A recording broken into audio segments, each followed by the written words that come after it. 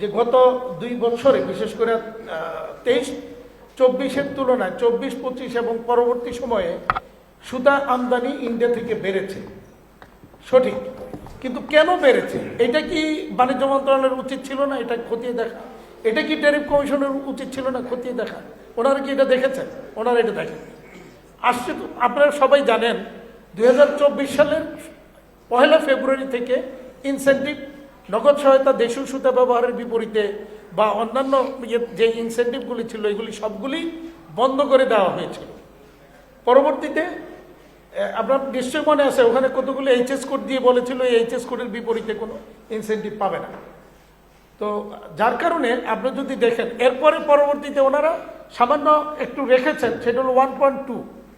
সেই 1.2 পেয়ে আমরা কোনোভাবেই এই যে সুতার দামের যে পার্থক্য এটাকে কাভারেজ দিতে পারি না। যেটা অতীতে আপনারা দেখেছেন সবসময় কিন্তু বাংলাদেশের সুতার সাথে ইন্ডিয়ার সুতার দামের একটা 20-25-30 সেন্টের একটা পার্থক্য সবসময় ছিল, আগেও ছিল। বাট আমরা তখন ইনসেন্টিভটা দিয়ে সেটাকে যতটুকু পারি কাভারেজ দিয়েছি, বাকিটা আমরা আমাদের দেশীয় ইন্ডাস্ট্রি হিসাবে আমরা সেটাকে কিছুটা আমরা বাড়তি দিয়েছি। কিন্তু ইনসেন্টিভ বন্ধ হয়ে যাওয়ার পর থেকেই কিন্তু আজকে এই সমস্যাটা তৈরি হয়েছে। তাহলে আপনি ওই ইন্ডাস্ট্রিটাকে বাঁচাতে গিয়ে আবার 2টা ইন্ডাস্ট্রিকে বন্ধ করে দিতে চাচ্ছেন।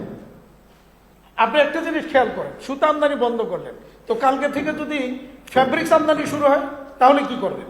চায়না থেকে যদি ফ্যাব্রিক্স কম দামে, এখন আমরা চায়না থেকে ফ্যাব্রিক্স আনতে পারি কম দামে, তাহলে বাংলাদেশের যে এই হাজার হাজার সার্কুলার নিটিং মেশিন এবং ডাইং সেক্টরটা, উইভিং সেক্টরটা, এই পুরোটাই কিন্তু তখন বন্ধ হয়ে যাবে।